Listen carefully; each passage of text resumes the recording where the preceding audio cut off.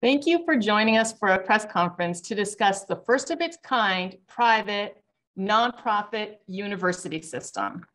My name is Karen, and I'm going to cover some of the housekeeping items before I turn it over to Otterbein's President, John Comerford, and Antioch University Chancellor, William R. Groves, who will give brief remarks. Now on to the housekeeping. President and Chancellor Groves will be taking questions after their comments. So please feel free to enter your questions into the chat and I will facilitate asking as many of them as time allows. Next, a recording of this press conference will be sent to those who registered for this meeting just in case you want to confirm the language or the quotes. Resources are available to the media include a copy of the press release, high-resolution photos of the campuses, headshots of the presidents and chancellor, and their institutions and respective logos. Links to these resources have been added in the chat. Lastly, should you have any additional questions or needs after this press conference, please feel free to reach out to Teresa at the email, address, or telephone number that has been added to the chat. And with that, I would like to turn it over to President Comerford and Chancellor Groves. Well, thank you, Karen, and thank you everyone for joining us on this exciting day. We just got to do an announcement here on campus, and so it's nice to be able to do it with all of you. And this is just an important moment in American higher education and how we serve our students and serve one another and how we think about higher education being collaborative, not competitive. This is a moment to stand up and serve more deserving students. And that's what this is about today. And so what we're announcing today with Otterbein University and Antioch University is we are co-founding an independent university system, as Karen just indicated. That system is designed to be scalable so that other institutions can, and we expect there will be continued interest. We're already talking to some institutions about scaling this up as we go. And it's designed to allow an institution like Otterbein to do what we're really good at, an institution like Antioch University to do what they're really good at. Otterbein's really good at traditional aged residential liberal arts education.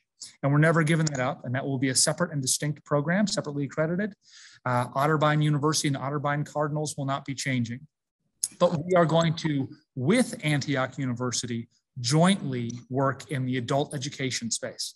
And that is graduate programs, professional development certificates, adult degree completion, because we recognize there are millions of underserved Americans looking for a hand up and some help getting the credentials they need to fill our workforce needs and make our world a better place. And so I'll let Bill talk a little bit about how that's going to work. Great. Thank you, John. Again, I'm Bill Groves, Chancellor of Antioch University. Antioch University has kind of been a system of its own starting back in 1964, which I'll speak to more in a minute. But this system that is envisioned here is focused on expanding the opportunities for students across the country, certainly adult students, but others as well. We have been in the adult education market, as I said, since 1964, when the college, Antioch College, started campuses all across the country that were intended to serve adult learners. It was called crazy at the time, but we ended up with 35 some different learning centers across the country, some of which still exist today and are part of this university. With 4,000 students, and many of them are in graduate programs, but also degree completion programs, the focus has been and continues to be at Antioch on bringing education to students in multiple modalities, in multiple kinds of programs, and serving adult learners beyond the 18 to 22-year-old market. What Otterbein brings to the graduate market is a few programs that we would certainly bring to our campuses in California and Seattle and New Hampshire. We have programs that we would also bring to the Ohio market at Otterbein. There are programs that we would engage in some collaboration with Otterbein to either provide new concentrations in areas that we do not have the expertise that they do. I'm thinking particularly of nursing in their case, but psychology and counseling in our case, and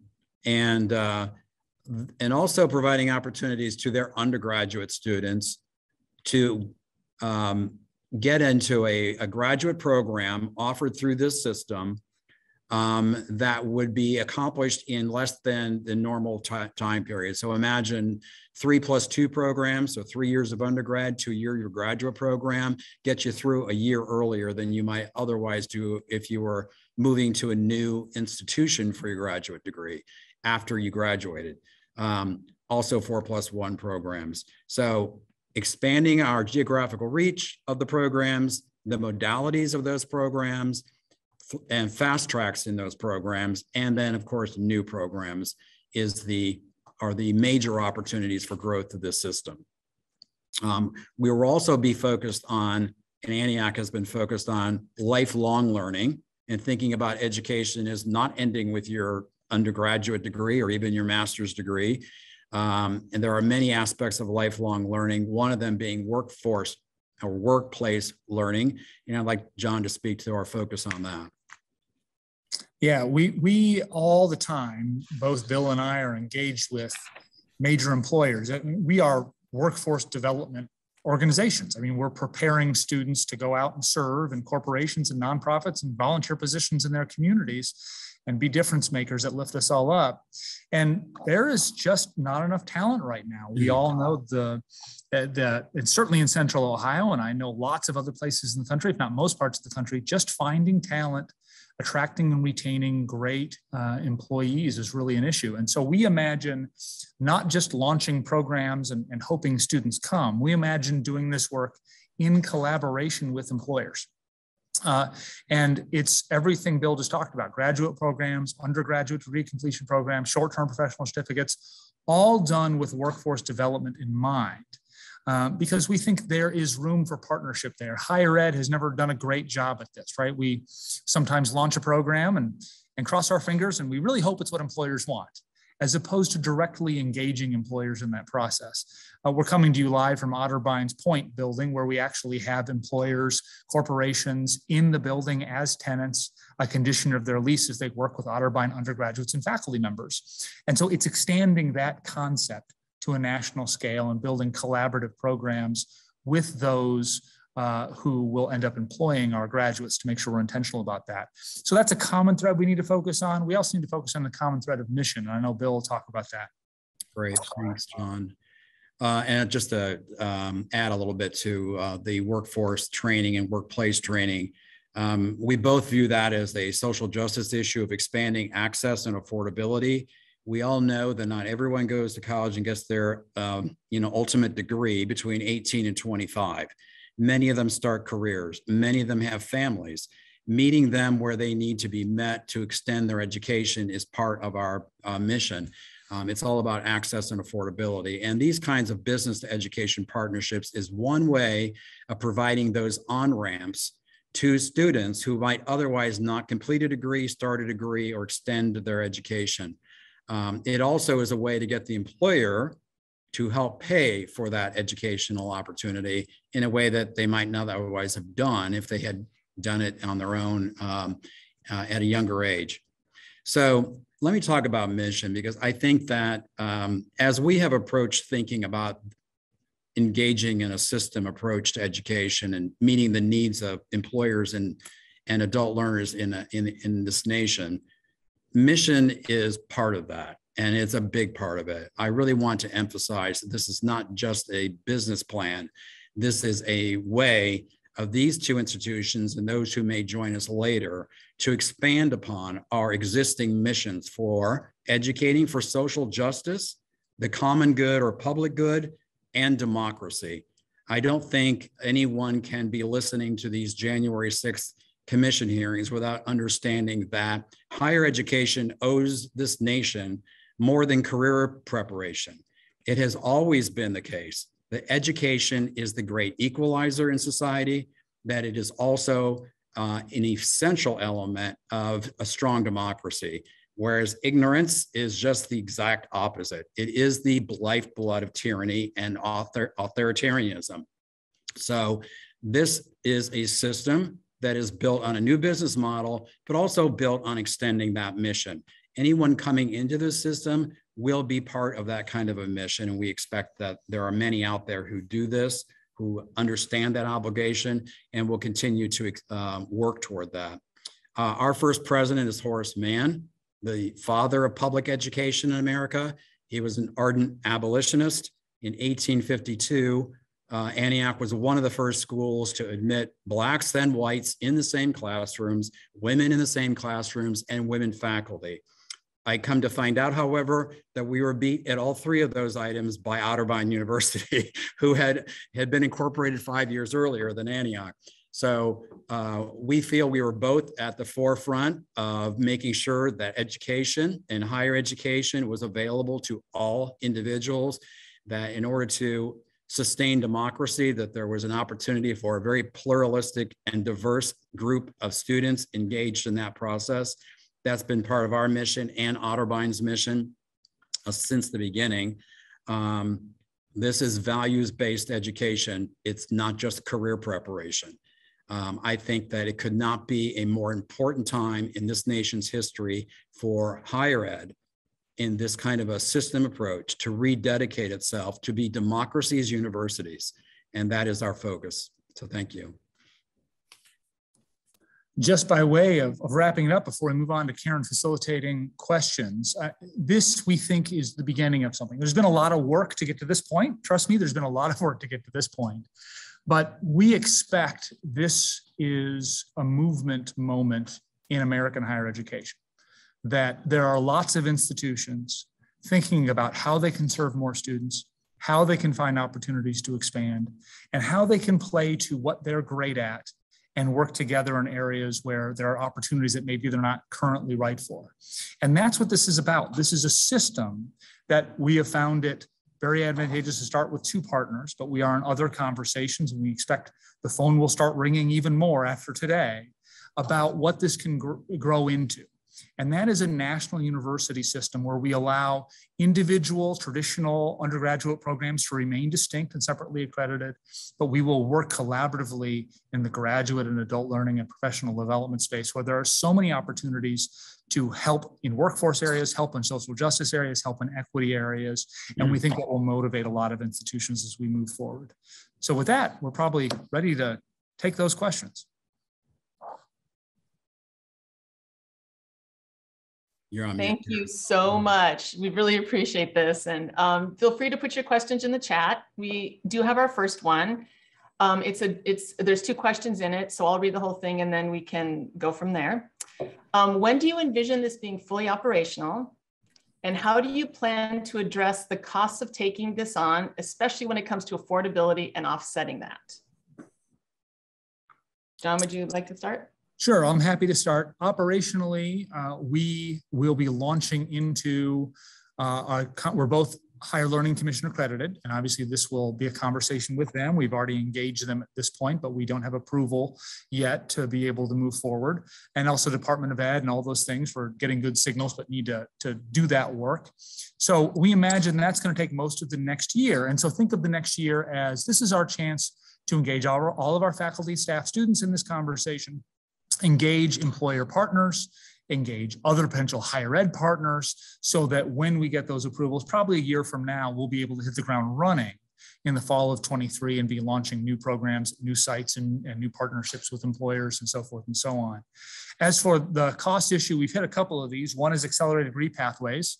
If we can get students to a bachelor's and master's degree and beyond in accelerated pathways, that's 1 less year of tuition and 1 more year of employment and income. So that's an important, powerful one. Bill mentioned employers. The more we partner with employers, I'm meeting with employers, major employers in Central Ohio all the time.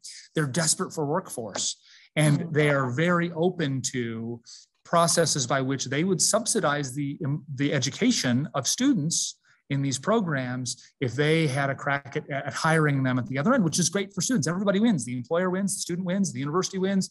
Everybody wins in that regard as an affordable pathway.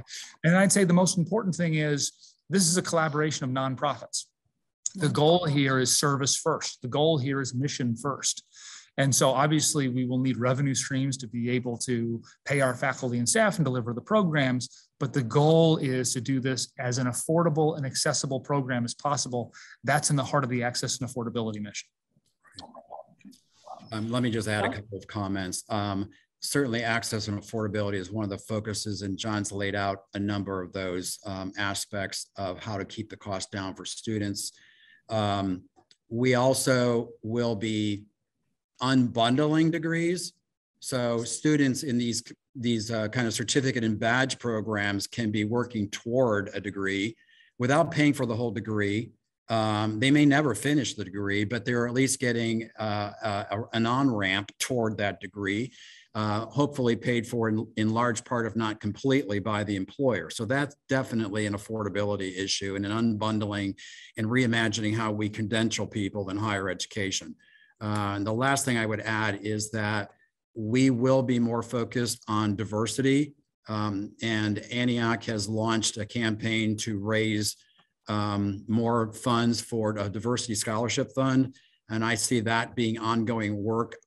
Donors like to know that they're going to have an impact. And I think that announcing this system is a big part of continuing with that fundraising campaign around diversity scholarships. Great, thank you. Our next question is in regard to governance. Can you give any insight into the governance structure? Will you have shared board members? And will one person be president of the entire system? Bill, do you want to start this one? Yeah, so we have not ironed out all those details, and we still, of course, are talking and working through that. There are a lot of federal regulations that we need to work through, but this will be an integration of these two entities, and while they'll keep their corporate status, a board will be a system board at some point, and we will have we will have members from both institutions on that board, and it may include members of another affiliate that comes on board. John and I are also very committed to attracting members to that system board who would not necessarily have been involved in either one of our institutions or a third party's institutions, but who are going to bring to that board an understanding, a deep understanding of higher education finance, and academics within higher education. We all have members like that on our boards, but we need to be looking for new talent in that respect in terms of board membership, and we will continue to do that. That's great. I would only add, I'm sorry, Karen, go ahead. No, would you like to add to that? Sure. Just briefly, Bill covered it all pretty well. Our boards have been deeply engaged in this conversation. We've been getting good counsel as we went and getting the structure in place. And we understand what's unique about what we have in mind is this is not a merger, not an acquisition. There is no disappearance of either institution in this process. There's understanding that at a system level, there'll be work to do. And so there will be a system board working on, we'll do some shared services, looking for efficiency and better service delivery, also looking for ways that students can move seamlessly through the system. So for example, we'll need the same learning management system so that students can move seamlessly from an Otterbein course into an Antioch course. Right. Faculty members at Otterbein will be able to teach graduate courses in the system. And so there's an understanding of what happens at the system level and what happens at the quote unquote campus level, and maintaining the structure of the campus level from shared governance up through boards. Yeah, let me add one thing I meant to mention. First of all, you asked a question about the administrative team for the system. There certainly would be one built over time. And of course, the system would have a CEO at some point. I don't think it's immediately.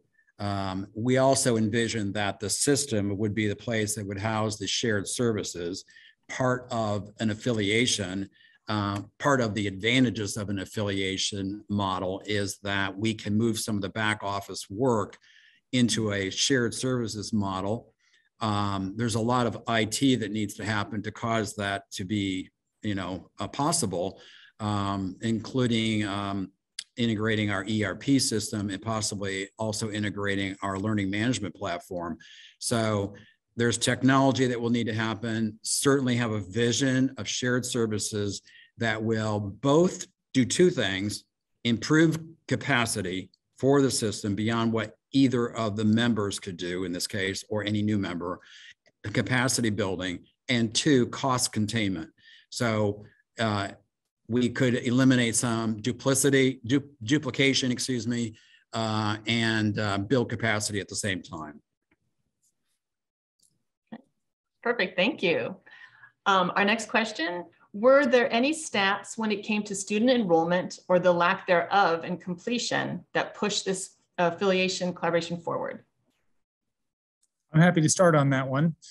We certainly did market research on this and found the results very encouraging, and that has pushed us forward. And so we tested a couple of things.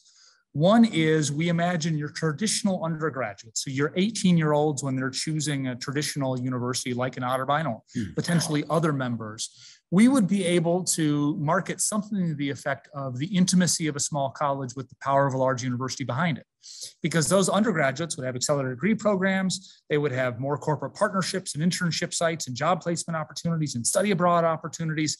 So they would have a lot of the opportunities that you get at a larger university, but you don't give up the small, intimate campus. And when we described that, the response was overwhelmingly positive in the survey results, that 88% of survey respondents from that traditional population was more likely or much more likely to apply to a traditional school like Otterbein that was a part of a system that would offer those benefits. So we know where to focus there. We also tested adult learners and sort of described what we had in mind here about leveraging the assets of multiple institutions, being workforce connected and all the things you've heard described, and actually tested that against some large university competitors that may be better known for their graduate schools, and found that actually the same thing was true there. In fact, we tested it against, I won't name the other large university, but a cross-app large university, and found that 77% of adult learners would have picked our system over that large university. And so there's very encouraging market research that helped nudge us in that there was something to this idea that was really going to work. And let me add to that. Thanks, John. We have not had an enrollment decline. That's not something that's pushing us. In fact, I think Otterbein has been very stable with enrollment despite changes in the demographics in undergraduate with 2,700 students or so. We have about 4,000 students. We actually have had a 10% increase in our enrollment during the fiscal year 21 and another 5% increase in fiscal year 22 during the pandemic. What we've learned is a lot of our adult students really very much appreciated, the non-place-based Zoom approach to teaching, and that had an impact on our enrollment. We are not really, wedded to place. We are an institution that takes learners wherever they are. We have a lot of low residency programs where people can learn from wherever. And on their own for the most part, but then coming together for residencies in a place-based model. We have some online programs, and we have an intention to grow those. But we thought that as we were approaching notions of growth, that one of the pillars of growth is affiliation, and we wanted to do that now and not wait till that consolidation of the higher education market passed us by. We decided 3 years ago to pursue this, and 18 months ago started this in a much more strategic process, in a deliberate process than just waiting for people to knock on our door. And that's what got us into this conversation with Otterbein. We went through a process with a consultant that first started with 60 invitations for a conversation to various institutions we felt met our criteria, and then worked through all that in the last 18 months, and Otterbein landed on top for many reasons, much of it dealing with their mix of academic programs, but also their mission and history and heritage of that mission. So I think that answered your question, but there was one other question, Karen, that came back about the last question about 990, and I want to answer that. Yes. In a consolidated, in a system approach like this, there would be a consolidated financial statement. The individual institutions would still have financial statements. I believe, and I'm only going to answer this off the cuff, that there would be 990s filed by each of the individual institutions. I'm not sure about whether a 990 would be required with the filing of a consolidated financial statement, but perhaps. Right. I'm just going to, Bill was answering just a follow-up to the governance question about if the system would file a single 990, and where will the systems office or headquarters be located? All right. Well, Antioch is not in a headquarters. I am in Ohio. I have most of my team spread out all over the country. I have a a cabinet that is in 4 states at least, New York, California, Washington, and Ohio. So I don't really think of headquarters as a place. There will be no transactions regarding real estate in this deal. I don't imagine my cabinet will be moving. And I don't think John's cabinet or he will be moving. So the world has changed. We do business by Zoom every day. I don't know, Bill. I might want to move to your Santa Barbara campus. It looks pretty nice. I already have dibs on that. I might want to, don't preclude that possibility. Now, I think these are the governance and structure questions are important. And you can tell we have a conceptual thing, but need to go through the accreditation process, the Department of Education process, and all that stuff before we solidify finally all that stuff. But what they speak to, these sorts of questions, is I think something that has gotten in the way of collaboration in higher ed. And that is, institutions are worried about losing their brands, losing their identities, losing their independence. And I think we've found this balance here where a place like, I'll just speak for Otterbein, we can keep an Otterbein University undergraduate curriculum in the way that all of our alumni would recognize. There'll be these new opportunities for students in connection with these shared programs. But then so we don't have to give that up in order to leverage with partners into the grad and adult space that we know we need to get into for mission reasons and for demographic reasons and everything else. That's where we have to go. And so there's this balance where there will be some roles for the system to play and shared services and some of these shared grad and adult programs, but the distinctive undergraduate programs aren't sacrificed in that process, which is, we think, what's going to be attractive about this model as something new in higher ed. Great, thank you. Are there any more media questions? If so, please put them through chat. Great, we have one more, thank you. Would this compare similarly to the Claremont colleges at all? No, the Claremont colleges is mostly a consortium, contractual agreement between the parties. Mostly, I think, related to their library, their shared library. This is very much different. This is not a contractual affiliation, or excuse me, a contractual articulation agreement. This is an affiliation. There is going to be a legal and corporate, integration of this in a way that is much more than a contractual kind of consortium. Those are mostly shared service organizations. There's the Ohio 5, that's a shared service organization. There's a consortium in Indiana. They're very different models. They don't really view themselves as, I know there's some sharing of students and degrees in the Claremont system, but it's very minimal. This is more a way of aligning schools that bring their own portfolio programs to this system and offers them up to all of the other students in the system. And that's certainly true of the graduate schools that will be part of the system. Yeah, I'm not an expert on the Claremont model. We've certainly looked around at some of the systems out there, and Bill's right that I think you'll find some elements, but no other system that we could ever find that's like what we're setting up here. And so we're talking about sort of 3 areas of emphasis, and that's, one is shared services, and you'll see more models of that out there where schools have decided to get on the same ERP and work together and find some efficiencies and deliver better services as a result. There is the undergraduate, so the traditional undergraduate collaboration, so that we imagine, especially as other undergraduate institutions, traditional undergraduate institutions join up, there's chances to have more study abroad opportunities and collaborate and to widen the student experiences without giving up the distinctiveness of the individual campus experience. But then the most important thing here is the true bringing together of graduate and adult programs and trying to be a player at scale in that space. And so for a place like Otterbein or places like us, it's a question of, do you want to try to do that on your own, given that you probably don't have the right structures for it, probably don't have a big brand in that space, or do you want to do that together? And our answer was, we're going to be better together here. And we found the right first partner in Antioch, and I think we'll grow from there. Fabulous, thank you. Any other immediate questions? You want to put them through now? Well, John or Bill, do you have any final statements or anything you want to leave us with?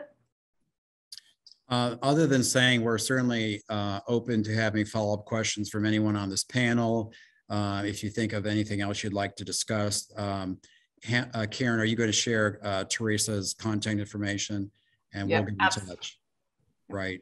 I'm excited. I don't know if I've conveyed that yet, but I'm very excited. And I think that this is a really big step for higher education to move back to its roots and to provide value-based education, supporting our role in supporting the public good and the common good and democracy, and also on business. You know, I think there's, for too long, higher education has viewed themselves as part of an ivory tower, offering up degrees without much thought about what the needs of business is within our communities. We want to be in that space of collaborating with the businesses and bringing to them what they need, and connecting our degrees with the jobs and the corporations in our communities. Yeah, that's all exactly right. And I would only add that the time is right, right? Our students, there are many more students to serve that higher ed has often not done a good job of serving. And this is a chance for social justice and equity to better serve those, especially adult learners that have not always been well served by our system, and scale up into those areas. It's a time where we have huge workforce needs. And so our employer partners are going to want to be a part of this, I'm sure. It's the right time for higher ed. We are not the only institutions thinking differently about new models and how we move forward in mission-aligned ways that are also the right business decision. And I think it's the right time for our country in general. We need leadership right now. We need to create active, engaged citizens that are ready to participate in our democracy. And so it just feels like the time is right. And we're excited to be at this point. And with this, we'll grow in all sorts of interesting ways as we go forward, some of which we can predict and some of which we probably can't, but it's going to be exciting. Exciting indeed. Thank you very much. And as Bill noted, Teresa has shared the information. If you need any background information, or reach out to her, if you want any additional quotes, comments, interview time, we are here to help. And we will be following up with a link to the recording of this press conference, a transcript, and copies of all the other resources. So thank you all very much. Thank you. And thank you very much, Karen. Thanks, everybody. Yes, thank you very much.